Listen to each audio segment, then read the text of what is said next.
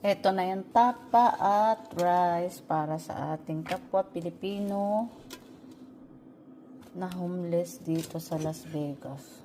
Lagi siyang nandun sa unahan ng Seafood City. Kahapon dinalhan ko siya ng kaldereta at kanin. Ngayon, tapa naman at kanin. Yan. Ready na.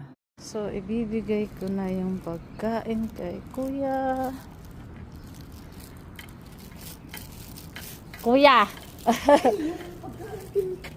Binigay ko sa sa homeless Hindi ko alam kung yung tupperware saan napunta. Hindi, okay lang. Madami naman Tupperware sa bahay. Oo, yun na yan. Ano?